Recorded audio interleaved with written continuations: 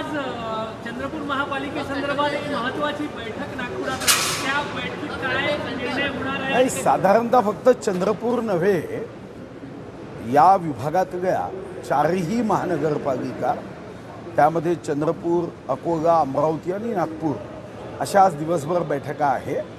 त्यासाठी त्या महानगरपालिकेच्या प्रमुखांसोबत चर्चा होईल.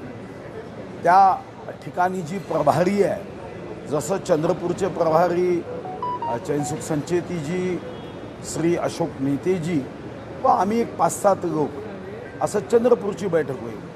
अमरावतीची तशीच बैठक होईल. काल पुण्याची बैठक होती. माझ्या माहितीप्रमाणे आज मुंबईची बैठक आहे. तर असा 29 कॉर्पोरेशनचा या 3 दिवसाचा कार्यक्रम नाव घेतलं. आधी प्रभारी वेगळे होते, आता प्रभारी बदललेले आहे का भाजपाचे चंद्रपूर?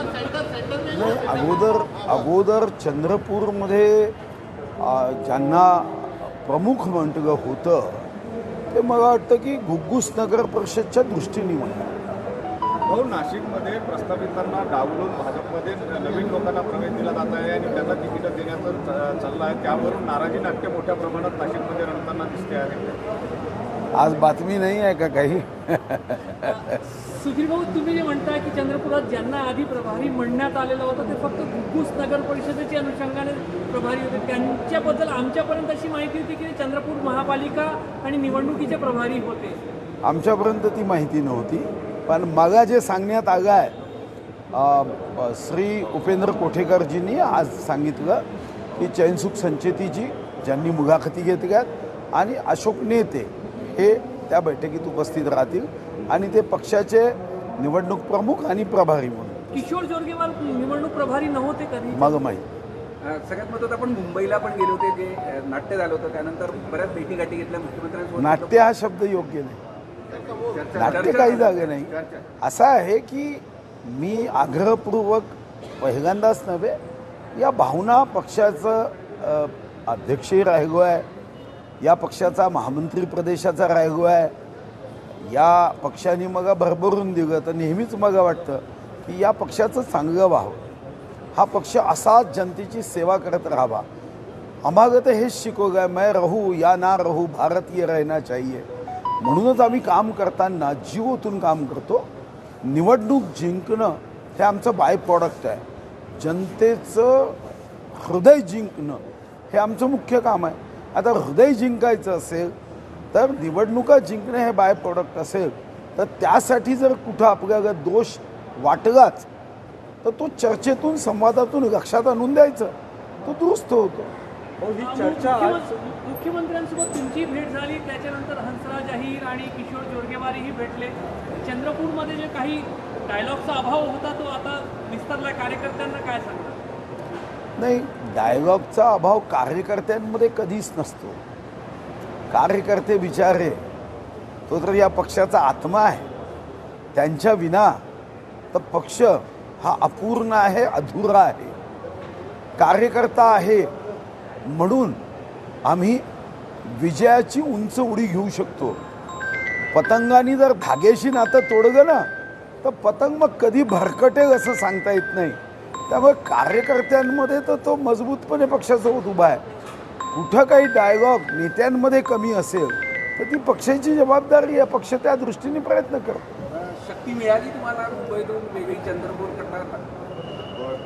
असं आहे की मी जी शक्ती म्हणालो त्याचा तुम्ही विपर्यास केला. शक्ती याचा अर्थ की जे जे वाईट आहे ते त्याज्य आहे, ते दूर केलं पाहिजे. हे मी आग्रहपूर्वक आज नाही, मी प्रदेशाध्यक्ष असतानाही माझी भाषणं काढून बघा.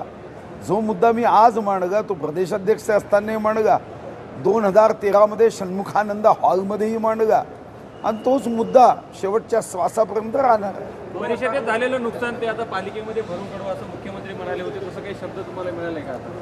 नाही, असं आहे की कुठं, जसं मी अगोदरच सांगितलं, कुठं कमतरता असेल तर त्या संवादातून दूर केल्याच जातात.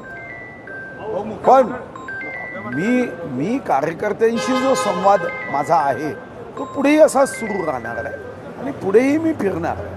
मुख्यमंत्र्यांना भेटल्यानंतर तुमची नाराजी आता पूर्णपणे दूर झाली? मी नाराज कधीच नव्हतो. हा पक्ष माझा आहे. नाराज कसं राहील? अहो, हे घर हा पक्ष मोठं करण्यामध्ये आम्ही रक्त आटवलं आहे, आम्ही कसं नाराज राहू? फक्त येणाऱ्या पाहुण्यांनी घर आपगा असा दावा करू नये एवढीच भावना आहे. हृदय रक्त असे शब्द वापरले. हृदयापर्यंत रक्त पोहोचण्याकरता सगळ्या धामण्यांमधनं रक्त व्यवस्थित झालं पाहिजे. तर तुम्ही तिन्ही नेते आज एकत्र भेटणार का? जोरगेवार, तुम्ही आणि भैया सगळ्या समन्वय बैठकीत एकत्र दिसणार का? नाही, आता ते कधी येत आहेत हे मग माहीत नाही, पण समन्वय बैठकीत निमंत्रण असेल तर सर्वच एकत्र येतील. समन्वय बैठक याचा अर्थ समन्वयाची नाही. आज जी बैठक आहे ती महानगरपालिकेच्या तिकीट वाटपाची बैठक आहे. भाऊ एक प्रश्न असा आहे, 25 डिसेंबर आहे, आज अटल बिहारी वाजपेयींचा वाढदिवस आहे. तर अटल बिहारी वाजपेयींनी पक्ष पुढे नेला, नरेंद्र मोदींनी देश पुढे नेण्याचा तुमचा दावा आहे. बीजेपीच्या कार्यकर्त्यांचा आज सगळं सिलेबस सुरू आहे. अटल बिहारींचा भाजप आणि आजचा भाजप प्रवास थोडासा आम्हाला नाही, श्रद्धेय अटल बिहारी वाजपेयींचं मूळ तत्व जे आहे ते मूळ तत्व आजही कायम आहे. हम रहे या ना रहे, भारत ये रहना चाहिए. श्रद्धेय अटल बिहारी वाजपेयींनी जे सांगितलं की टूटे मन से कोई खड़ा नहीं होता, छोटे मन से कोई बड़ा नहीं होता. श्रद्धेय अटल बिहारी वाजपेयींनी जे सांगितलं कि ये देश ये कोई पत्थर मट्टी से बना हुआ देश नहीं है, हा देश का संस्काराने हा देश पुढे गेला पाहिजे ही भावना होती.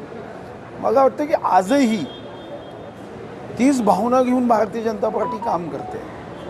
भारतीय जनता पार्टीचा मूळ जो गाभा आहे तो कधीच बदलला नाही. आणि म्हणूनच तुम्ही बघितलं असेल की पंडित दीनदयाळ उपाध्यायांचा एकात्म मानववाद हा तुम्हाला प्रत्येक निर्णयामध्ये दिसतो. तुम्ही बघा की आपण गोरगरिबांसाठी स्वच्छतागृहाची व्यवस्था असो, मुद्रा योजना असो, आयुष्यमान भारत योजना असो, हे रस्ते बांधण्याची योजना असो. मला आठवतं की आदरणीय नितीन गडकरींजींसोबत मी श्रद्धेय अटल बिहारी वाजपेयींकडे ग्रामीण रस्ते जोडण्याचा प्रेझेंटेशनमध्ये मी होतो, तेव्हा त्यांच्या सचिवांनी सांगितलं की ये हमारा विषय नहीं है, ये तो राज्यों का विषय है, और श्रद्धेय अटल बिहारी वाजपेयी होने की उसके लिए बदलाव करना है, संविधान में वितरित किए हुए विषयों का तो करना चाहिए, मगर गांव को रस्ते से जोड़ना चाहिए. हा भाव होता तो आपण बघतोच. थँक्यू. काही तुम्हाला मिळाली ना.